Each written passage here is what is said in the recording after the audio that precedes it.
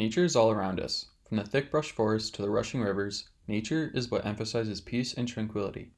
As humans, we have forgotten the peaceful presence of what nature can offer, and instead replaced it with our version of the 21st century canopy that covers the true essence of everything Mother Nature has created. From towering skyscrapers to polluting manufacturing sites, nature has seamlessly dwindled behind the face of big cities. For many, to see one ravishing landscape, one must travel further distances to see the beauty of nature once again, without being disrupted by human-made architecture. However, for those who can't travel and are stuck in cities such as Toronto, their only form of opportunity is with those who share their experiences. These experiences come in the form of photography, videography, visual design, sculpting, and more, but it is those who portray nature correctly that impact many individuals. If you haven't already guessed by now, my inspiration project involves nature. But before diving into my proposal of what I'm going to do, first let's view the designer that gave me inspiration for this project. His name is Andy Goldsworthy, and he's a creative naturist, so someone who appreciates beauty and benefits of nature. He is an English-born artist that specializes in the capture and storytelling of nature through fine art techniques and architecture. He is recognized from his ability to distinguish diversity within a specific environment, establishing links and differences between nature's architecture and humanity's architecture. He is most known for his ephemeral works created outdoors from natural materials found within the environments. His studies from the Bradford School of Art in Bradford, West Yorkshire brought out his interest of creating art outdoors rather than in the studio. From here, he began his unique design approach to showcasing sculptures made from rocks, sticks, ice, leaves, and essentially whatever nature had to offer. Andy viewed his design process as what he called a collaboration with nature, in which he uncovered the materials that were given to him and determined what could be constructed with them. Andy's piece of work that is most notable would be the Storm King Wall, where he constructed a stone wall that defines territory. However, this stone wall doesn't resemble territory denoted by humanity, but instead embraces and protects the trees that intertwine the wall.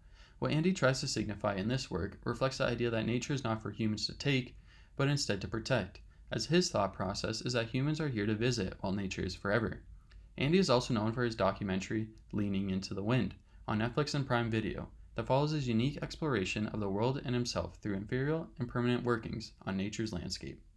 Personally, what Andy Goldsworthy does to inspire me is his unique approach and outlook on nature, how he uses nature to better himself and the people around him, while also teaching them about the freeness and peacefulness of the outdoors.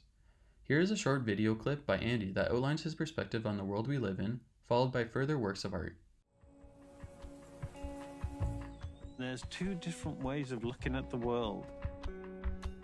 You can walk on the path, or you can walk through the hedge. And I think that's the beauty of art, that it just makes you step aside off the normal way of walking or looking.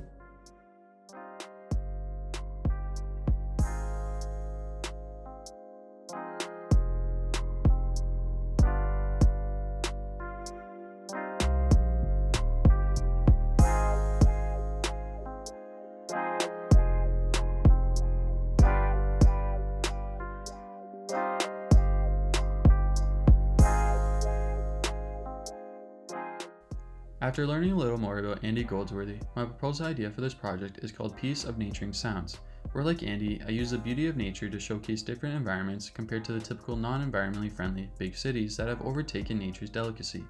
However, instead of creating sculptures from the environment, I'll be focusing on the sounds of the environment. For example, capturing the unique and peaceful sounds of a forest and comparing it to the sounds of big cities. My goal here, like Andy, is just to showcase the effects of nature through a human design approach.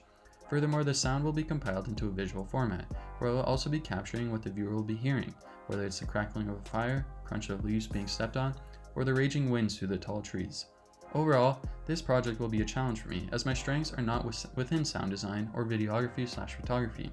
However, through the inspiration and art created by Andy Goldsworthy, I'm sure I can make something unique and still showcase nature in all of its glory.